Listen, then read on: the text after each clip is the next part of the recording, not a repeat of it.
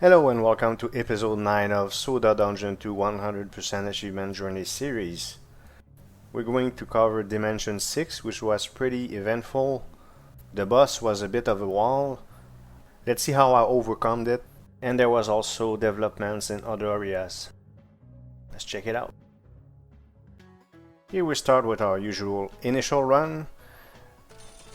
Like in every episode, I already bought all the equipment that I could, upgraded everything. This is our main composition. This composition will change in a few episodes.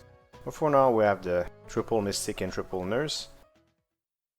And let's see how far we can get right off the bat. And we're gonna reach 409, which is a decent start. Because we were in the 400s, we're gonna be able to get a few nice pieces of equipment in preparation for our first real push. Here I'm about to die. And the nurse just reached 32. And most importantly, the mystic is now 25. That's the level I was looking for a long time. And I'll finally be able to maximize the potential of this team composition. But I'm gonna have to make a script. So we're gonna see that a bit later. First I want to see what recharge is about by testing it manually. So here we're gonna see a new run, and in this run I have a quest that most of you know about if you went through Dimension 6, which is the Nailed It quest. Once I'm done with that quest, I'm gonna double the efficiency of Nailed It ability from the Carpenter. That's why I'm using the Carpenter. And I'm able to reach level 500 with that team, trying to do that quest. So that's the boss fight accelerated. I was not able to go through this boss. It's a mimic of the robot, which caused me problems a little bit in the last episode. But I was able to complete the quest. By the way, I was hitting for about 130s, I forgot to say that. And now I'm gonna test how hard the Carpenter hits with his nailed ability, and it doubled the damage.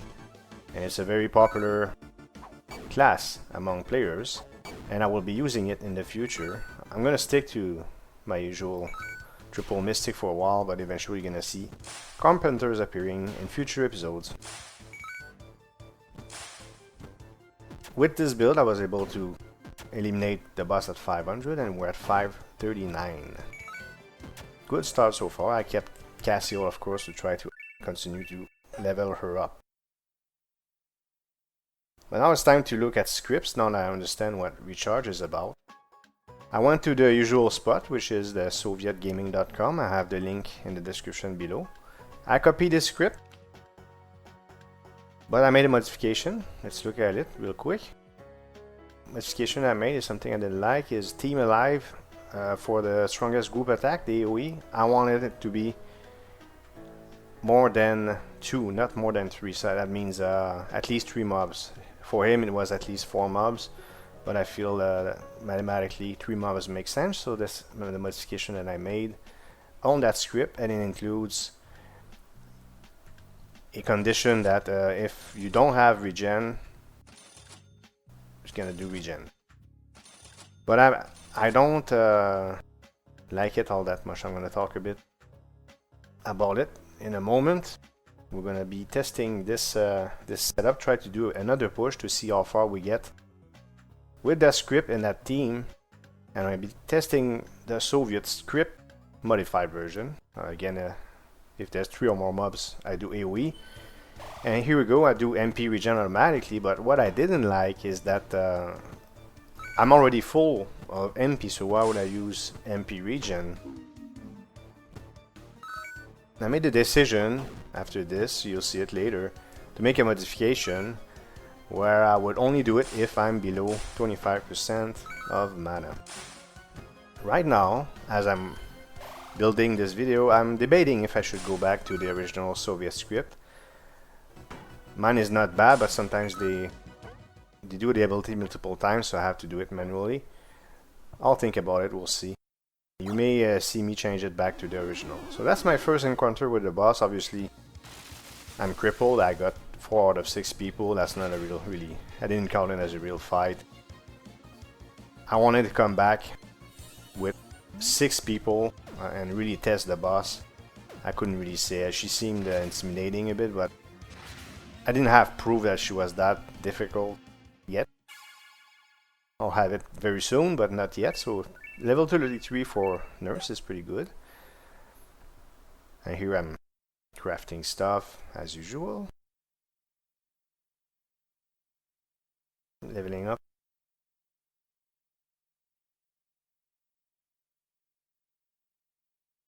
And now the Mystic, I'm going to do the modification I was talking about. I had to do some research to understand what exclamation mark equal means. It means not equal. So you have equal, not equal. So I didn't know that, so I had to research it. Decided to change it. I went for MP. And I clicked there just by curiosity to see what are the options, but that's the right one I want. I mean, below 25% of mana, you use recharge. That's what I wanted. And I've been using this for a while. You know that I'm ahead in terms of dimensions as I'm talking.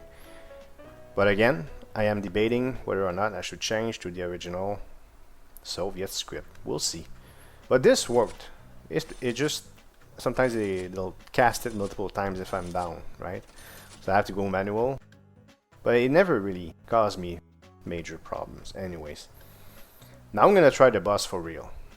With this full team, a little bit of upgrades here and there, that like you saw, with a new script. So here I'm just showing you this to prove that they're not casting. And we're about to accelerate this until we go to the boss. There you go. 594. And we're going to test the boss for real this time to really see what we have to deal with. And try to identify what needs to be done to be able to kill that boss. Oh, who knows, maybe kill her right away, although she seemed to hit quite hard, even with my small team earlier. But let's look at it for real. It turns me around and does the back attack. Ouch, now she just one-shot everybody. That's not good, that can't be good. So, and then she turns around, 1, 2, everybody's dead. Okay, so it's not gonna be a smooth run like Dimension 5. It's gonna require some doing. Well, I noticed something. It's the silver necklace.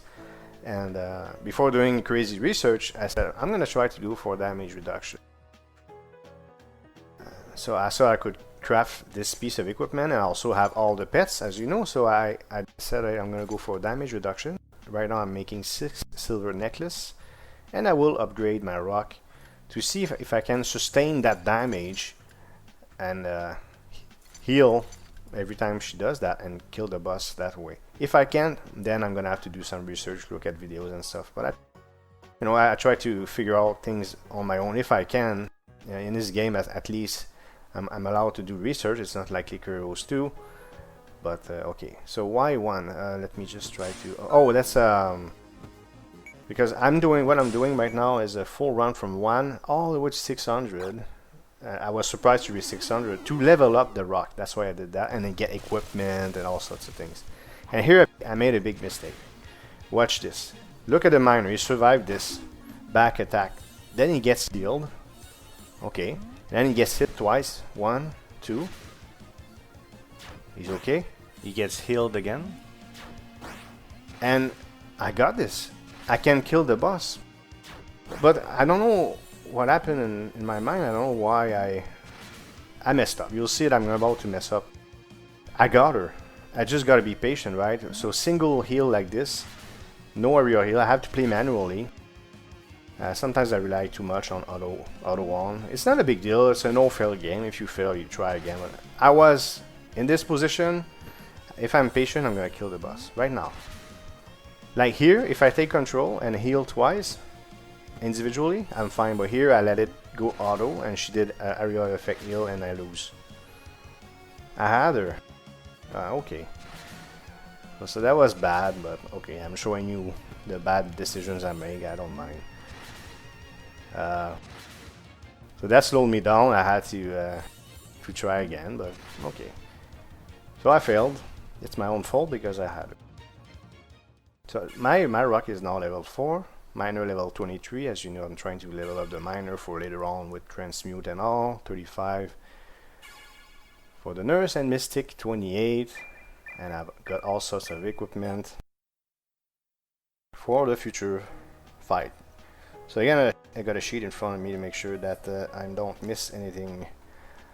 Yes, finally I'll be able to get this beautiful piece of equipment. Here I'm just showing off where I'm at with 3 out of 6 goblins, 3 out of 6 the thing that give you, so I got 3000 gold when I start a new run, and 9 out of 10 for the, I forgot what that is, I'm sorry, on the spot, but I'm still 9 out of 10 as we speak in future dimensions. I still haven't got that stake yet. And yeah, I upgraded the Relic of Health quite a bit in preparation for that fight because it was all based on survivability. And here I'm going to equip everybody with a talisman and try my approach, which I was fairly confident because I just was supposed to kill the boss, which I didn't by my own fault, but now I'm much stronger.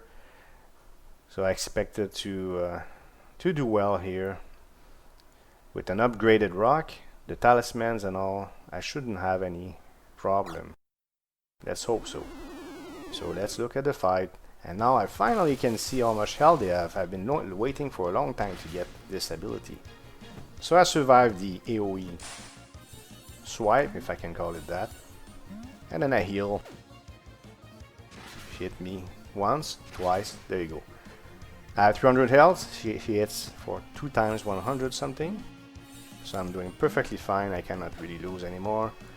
Even if I go away from the computer, I should be automatically winning this. Unlike in the other fight where I should have been playing manually.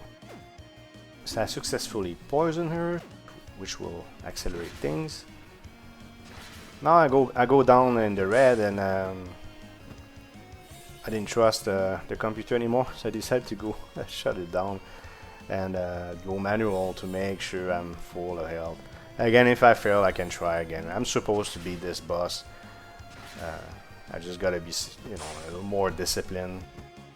It's a chill game, but you know, it's better if you do the proper decisions. Otherwise, it slows you down, and there's a lot to do. Because after Dimension 10, there's a lot of things coming my way, and I can't wait to get into the Warrior Dimension. But if I want to move ahead, I have to make the right decisions. But she's almost dead with 100 health, and there you go, I killed the Dimension 6 boss after all. So she was a bit of a wall, but with the resist damage and a bit of patience, I was able to do it despite my mistakes and lack of discipline, I would say. And that's it for Dimension 6. I'm going to accelerate things very soon and show you the portal sequence where I get my next relic and go in Dimension 7. Liquidate is one of the last time I do this. I don't remember when I stopped doing it, but for now I don't really feel like it's worth anything. It will be worth something when I try to get it for the achievement much later. So there's a bit of dialogue here, and let's see what they offer us. And I'm gonna get a very nice relic in this one in a moment. There we go. So I don't recognize those, and half a crit damage. Yeah, that sounds fine. That's interesting. But look at that HP regen. This is excellent. I chose that without hesitation. There you go. And we are in Dimension 7, which will be next episode.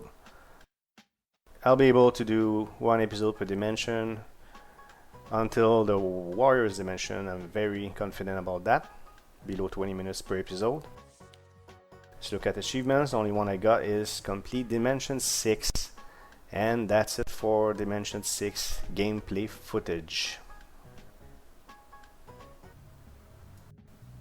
This concludes episode 9 of Soda Dungeon 2 100% Achievement Journey. I continue to refrain from playing, not to be too ahead of the videos. I can't wait to get into the warrior dimension and see what it's about. And it's coming relatively soon. I hope you liked this episode. If you did, please hit thumbs up and leave a comment below. If you want to support this channel, you can subscribe and hit the notification bell to make sure you don't miss future videos. Thank you for watching and see you next time.